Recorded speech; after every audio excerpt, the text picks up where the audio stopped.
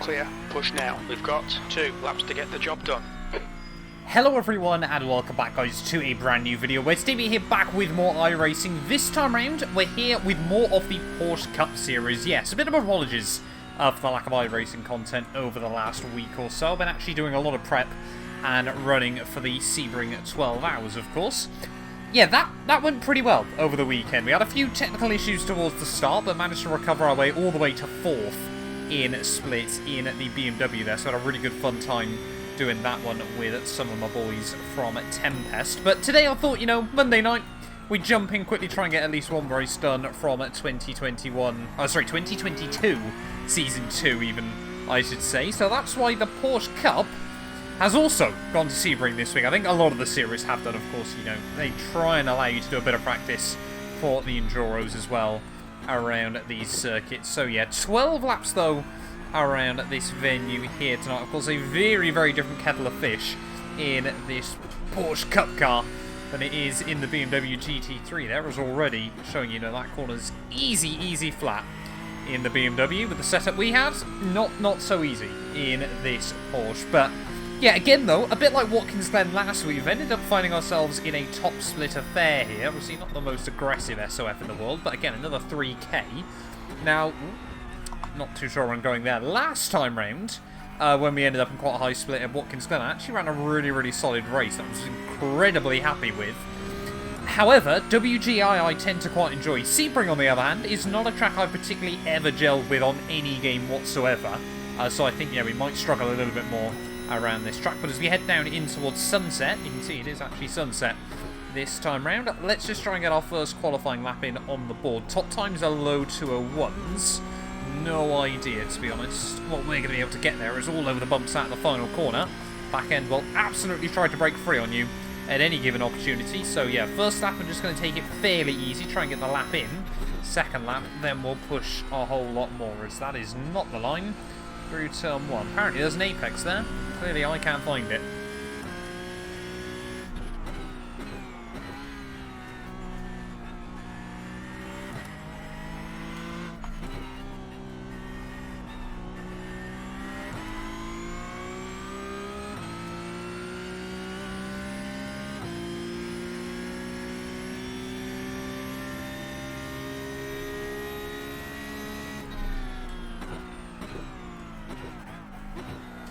Yeah, I must admit, the bumps around here certainly make this an interesting combination, because of course, yeah, this Porsche is a bit like the old 911 Cup car, just very temperamental, you know. It doesn't like bumps, doesn't really like change of direction. You really have got to try and manhandle these things around a lot of these old school circuits, but I think that's what adds to the magic of the Porsche Cup car. There, as you can see, even then, still after the tyres have heated up, having to blend the throttle, and it's still trying to break free in 3rd and 4th gear, using way too much curb there though. That just unsettled the front end there. It didn't really want to try and tip it in too aggressively. Like I said, first lap we're just trying to get a banker, and it's going to be the second lap we really try and push, as you still haven't quite sussed out the right line through sunset for the most part.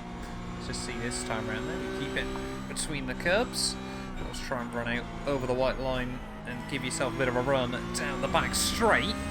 But of course, yeah, we're going to have the delta for the second lap, so we should be able to chase that. Definitely a lot more time on the cards, but we'll have a look, we'll set ourselves up and we'll see what the top guys are running as well there. How many seconds off the pace we're going to be?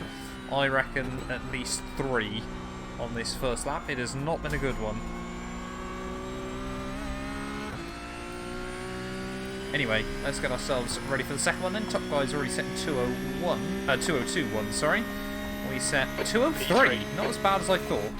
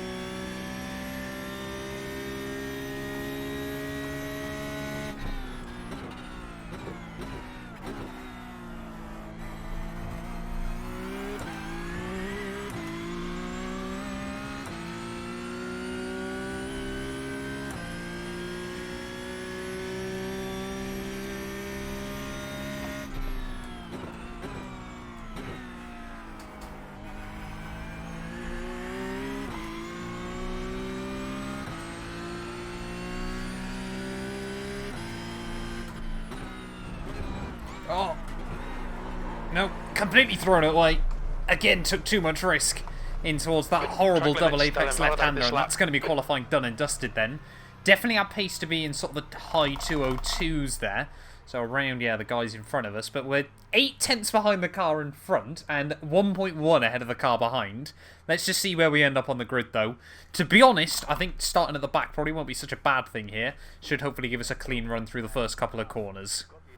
Right, well, here we are then on the grid, ready for round 2 of the season here in the Porsche Cup. Starting P16 as the number 18 car. Looks like we only need 1 place today to try and gain some I-rating again in such a wide open SOF. Not too sure why I keep getting put in top split races. We always seem to be right at the bottom, though, of the split we're in at the moment. But, I mean, at least that gives us a better chance to gain some I-rating. Of course, lap 1, though, round here. Again, the key is going to be trying to get a good start there, of course. I don't know why I don't map my clutch. I just never got round to it. I never use it on any other game. That's the problem.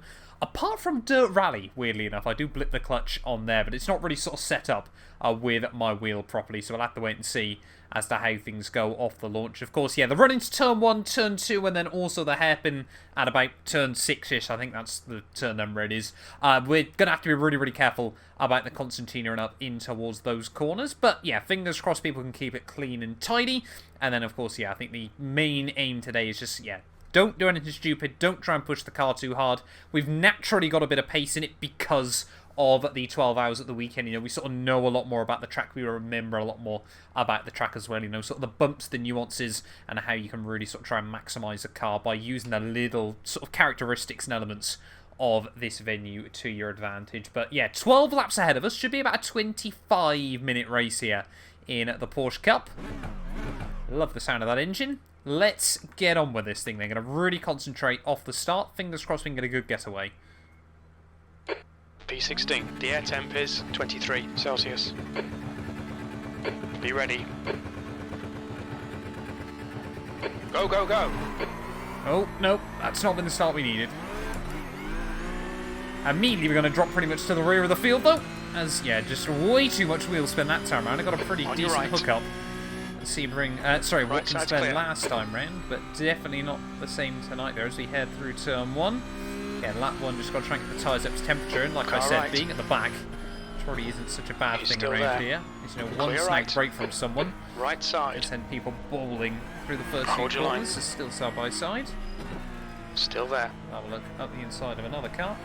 Still there. Plenty of room. Ooh, on the exit of the corner there. He really wants to lean over towards me though.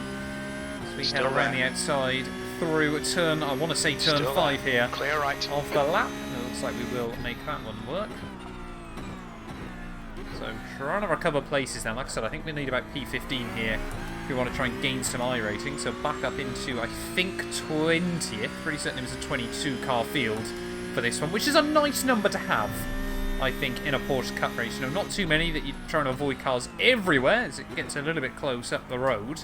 But, you know, sort of enough that it feels like you have a good race on your hands and there should be other people around your pace as well. Watching a guy at the road have a little bit of a brown trouser moment. We almost follow him. But it seems like everyone, for the most part, is behaving themselves on this opening lap. And that's really, really critical. You know, I think everyone, especially in these higher SOF races, sort of understands the challenge of a track like this, especially in cars like this. So no one, you know, sort of set the tyres. Oh, as soon as I say that, have we got issues out for someone? Not too sure there. It's not really too sure why I'm using second gear on the exit either. Not too sure what the yellows are out for though, but I think everyone has just about escaped without issues as we head down in towards sunset on this first lap. Only real chance you get to use sixth gear around this track, and here the car absolutely whine when you get into that top gear. Love that little sound though that the Porsche makes in the top gear. There is bumping all the way out of sunset there. You don't feel the bumps as badly in the GT3, especially the BMW, where it is just so planted, but you certainly do in this Porsche Cup car. It feels like an old school car still. Of course, no ABS, so traction control. Oh, that's not the line through turn 1 there. It looks optimistic.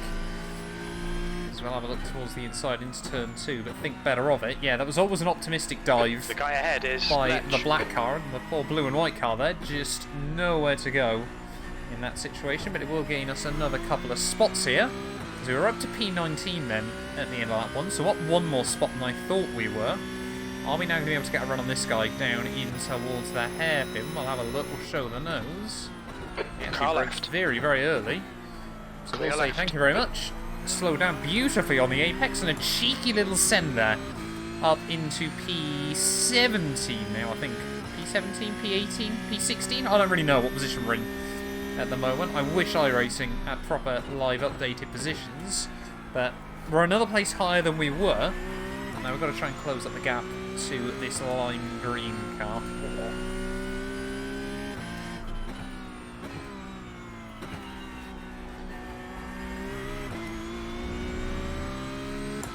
Really trying to get the car working early on. You know, it does take a couple of laps to build up temperature in the tyres, in the brakes, and just, you know, sort of build up the confidence in the car as well. So we try and tip it in, or guy in front runs very, very wide. So we head through out onto the back straight once more. They've got to be super careful about using too much of that exit curb as we head now back down towards Sunset to finish off lap 2.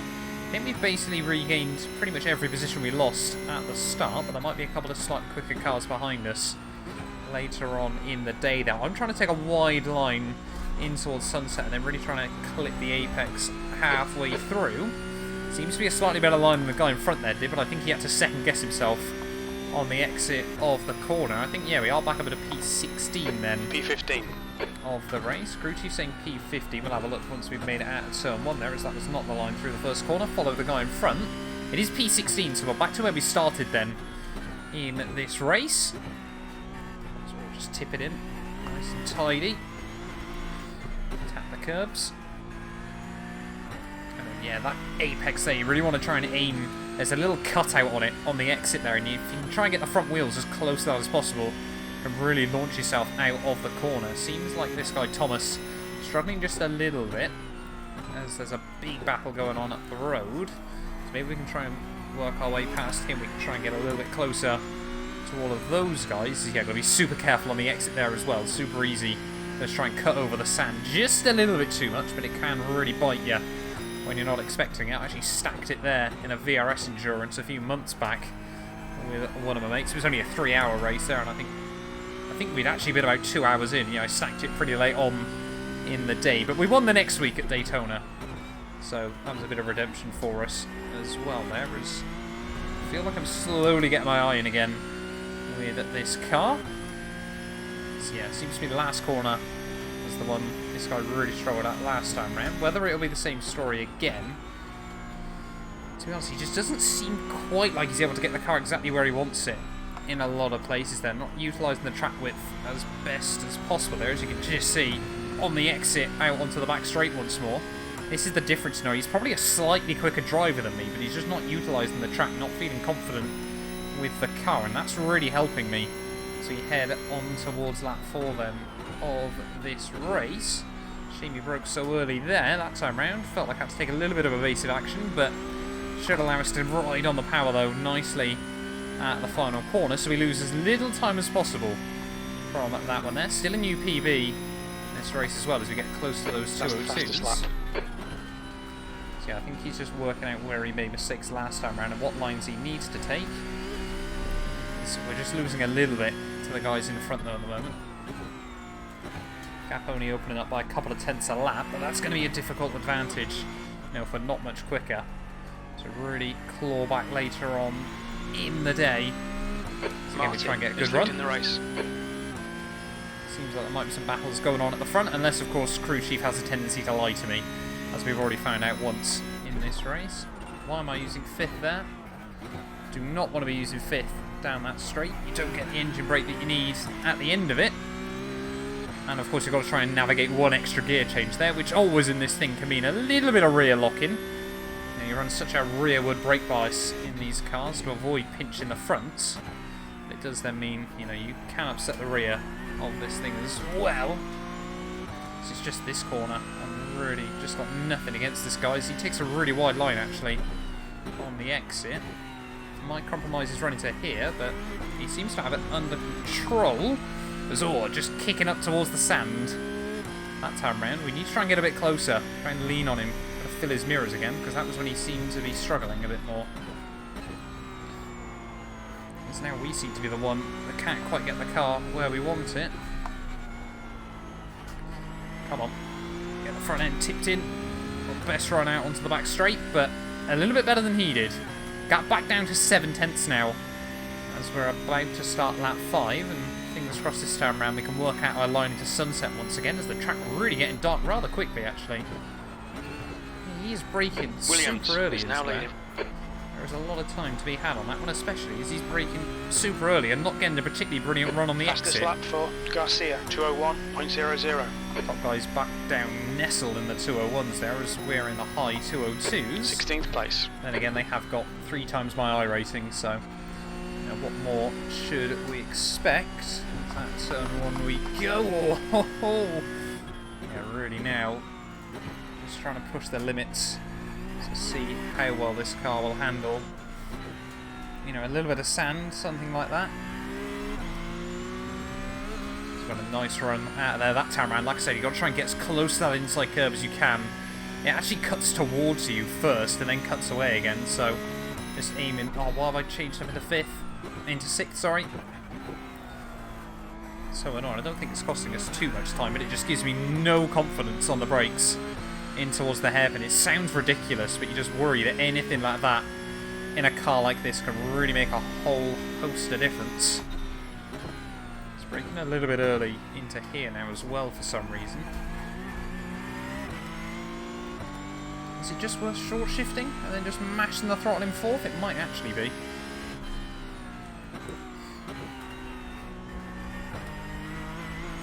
Wondering if the short shifting is the way to go a little bit more in this car. Definitely works around some corners here.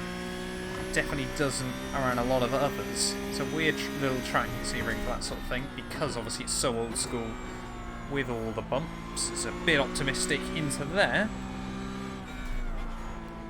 But we'll be forgiven if we clip the apex through here, which we have done, and the guy in front again certainly doesn't remember. He's braking super early down in towards this final corner. We're not going to be able to have a look to the inside, but we might be able to try and send it back around the outside of him, as long as we don't brake too late ourselves. Just going to have to be careful. See there, he's braking super early. He's trying to go wide on the way in, get as close to the cone on the exit as he can there, and this is what I mean. This is going to be the run now, as we head back down towards Lemans, side by side with Thomas, who's going to be the later of the breakers. Hold your line. Pretty even actually in towards turn 1. We'll give him plenty of room. Left side. But we'll go right around the outside on the exit of turn 1. Is he going to keep the nose there? No, he's not. So around the outside through turn 1 then. And just that little bit more confident on the brakes down at turn 2. Good little battle there. Fair play to him. A lot of race in respect. He could have quite easily tried to slam the door in my face through those first couple of turns. But that should bring us into positive iRating territory. And now it's Maurizio in front of us.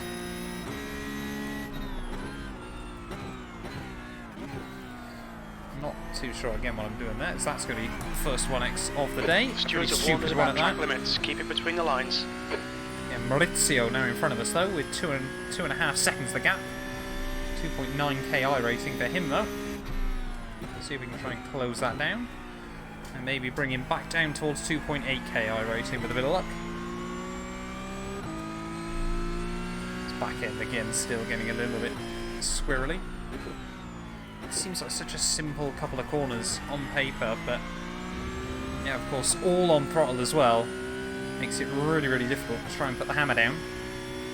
Especially as, yeah, I've mentioned it before, but this thing does handle like a psychopath even on the best of times. So you've really just got to try and work with it. That's the line you want out of there, though. Get the car rotated over the curbs. Make them work for it. But don't flick it off the exit curve as well. You really got to try and aim off the end of the curve rather than over it. So we head down in towards the final corner. Gap to Maurizio is coming down. I feel like down into 4th gear there, right when you get close to the wall, is the way to go. It's actually not the best line that time round out the final corner. Wonder if Maurizio's got damage though in this race, as Thomas just can't seem to do too much at the moment. He's going to keep applying pressure. Fuel levels are fine. Just over half distance. Has really had to try and trail brake Through turn 1 that time around. There was a little bit too late on the anchors, but we made it work. So important you don't panic in this car. Let's try and tap the curbs through a couple of these twisty bits. That was a nice line on the exit. And yeah, that gap is definitely coming down. So P14, a battle might be on for. And I mean, if we can drag Thomas up towards him as well, that might not be such a bad thing. So you don't need sick there. A little bit of lock-in. Got away with it. Gap behind is now 1.0 seconds. Actually got really nice drive on the exit, so perhaps it's all starting to come together here. I'm going to say that and immediately bottle it, I'm sure, but just got to try and keep the car working. It's such a confidence-based machine, this thing. You've really got to believe it will do everything you ask of it.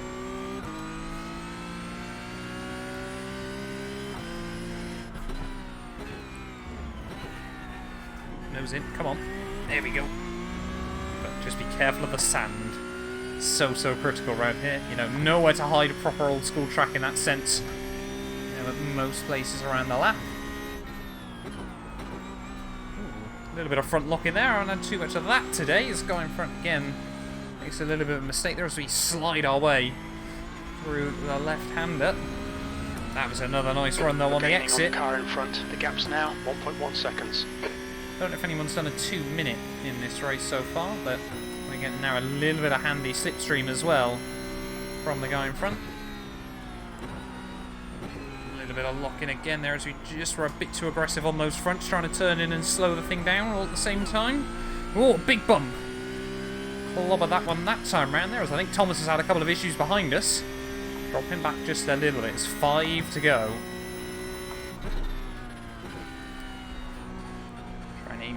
We think P6 has gone off in Christensen. Oh, more issues for other cars up the road, perhaps. Maybe there's more places to be had.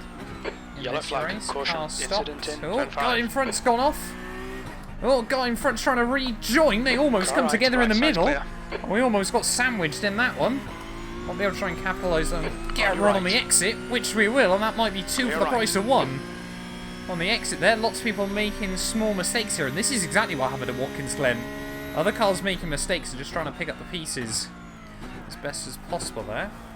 I mean, a guy that was racing P6 will definitely have a lot more pace than me if he hasn't got damage in that car. There as the wiper blades come on for just a moment. Yeah, he's got 5,000 iRating.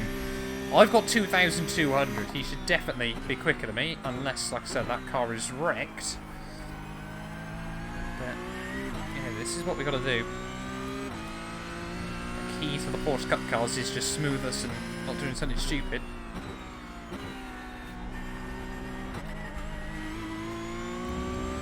As, yeah, I think Kakan does have a lot of damage though. There's an incident in. Thomas jumped in. Oh, more incidents going on.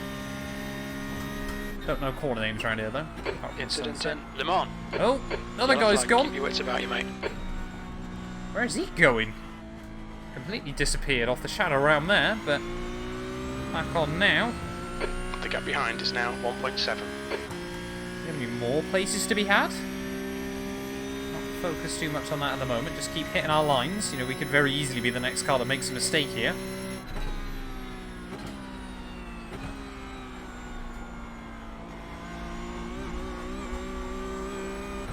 So yeah, going front into the pits. We are gaining a lot of spots here late on push in the day. What are we up to?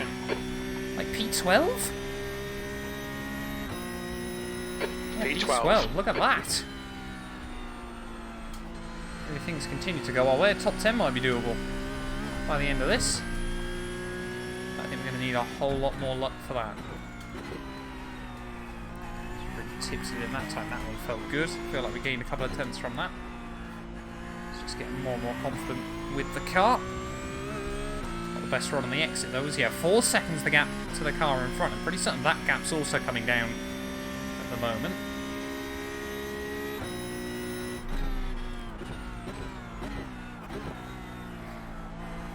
Nope, don't be a 1x. That was stupid.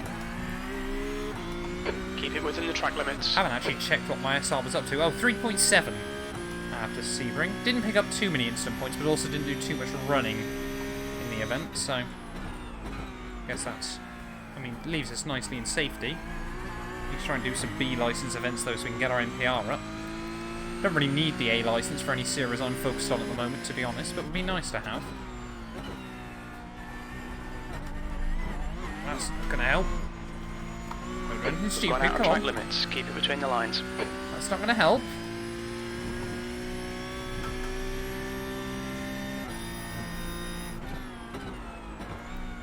It's important when you do have those little moments, you don't let them get to you and affect your driving.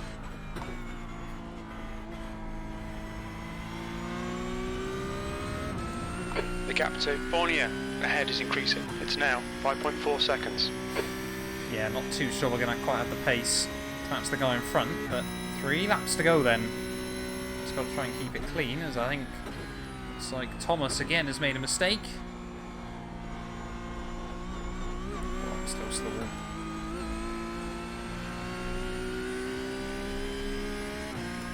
Yeah, I think 5.5 seconds, unless something happens maybe between Corentin and Andreas up the road. We can't really hope for too much more here.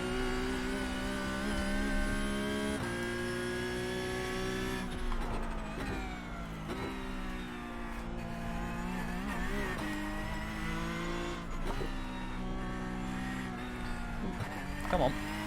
Come on! Get the car tipped in, Matt.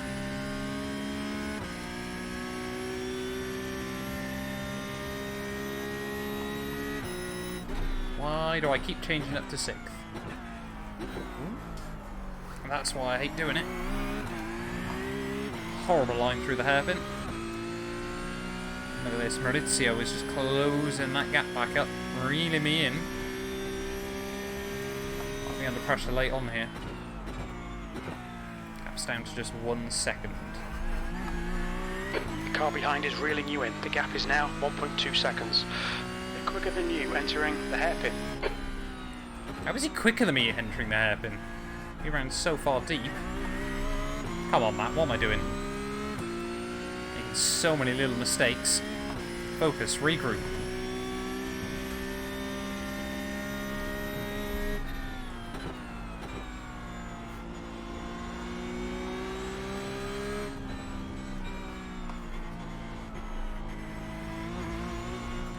Close to a 1x, an off track even. Forget an off track, it's over. If we get a 1x, it's a fair chance, it's over. 2 more to go though. Gap down to 6/10.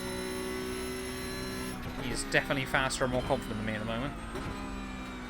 But we have a track position, which is still the ultimate trump card.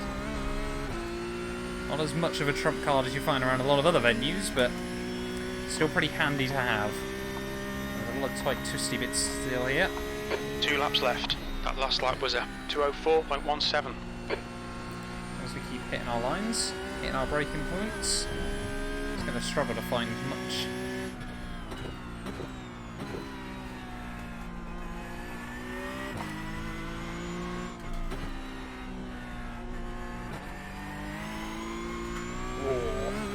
Don't let this guy intimidate you. Trying to lean on those rears a little bit more. You know, they've still got a bit of grip left on them, so I may as well try and use it. I paid for the set of Pirellis. I got every right.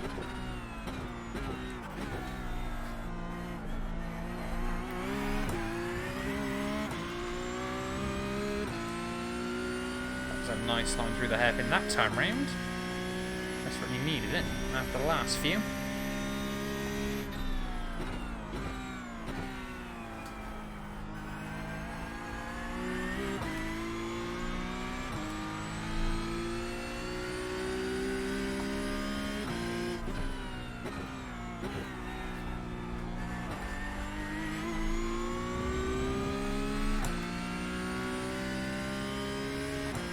Gap though still 6/10. It's important we don't try and focus on it too much. Sure we'll know when he's close, because we'll see the headlights all in our rear view mirror.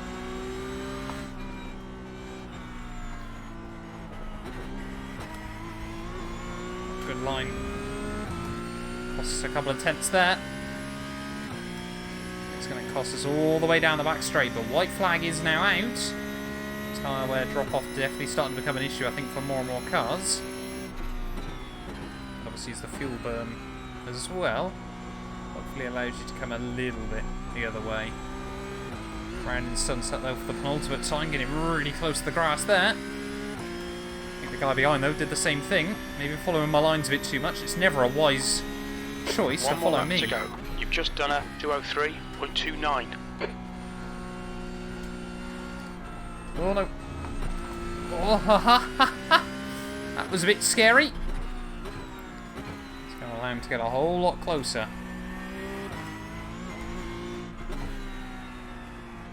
But we didn't allow the car to get all out on the sand, so we shouldn't have too much damage and dirt on the tyres. But we can do this. We're fine. He's 4/10 back still. Way too far back for a send into the hairpin.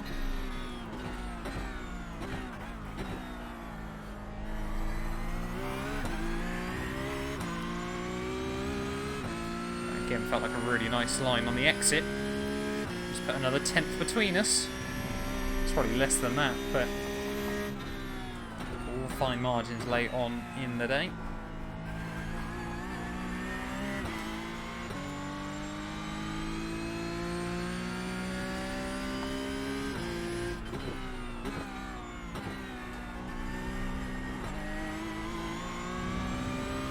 Just try to avoid doing anything silly. Just got to navigate our way through these few corners and then sunset, and that'll be it. Bearing in mind, obviously, we were last by T1. So to recover, what, 10 places, 9 or 10 places, depending on what happens, wouldn't be too shabby here as we head out of the penultimate corner. Guy behind's all over the back of me. We'll try and break the toe just a little bit. Fireworks going off, though, here at Sebring. David takes home the dub. Just keep it clean and tidy into sunset. No pressure. It's going to get close in the mirrors, but it's fine. As long as we just do our thing. As we head out the final corner, we are going to hang on to P12 then in the end. Defended from a guy with 700 more iRacing than myself. And yeah, last, like I said, at T1, all the way back up P12. There's to the checker P12 flag. there. That is going to be a nice, well-earned 29 iRating at the end of the day. But thank you all so much for watching this video. If you have enjoyed it, please do make sure to leave a like and get yourself subscribed. And yeah, we'll be back very, very soon with more iRacing.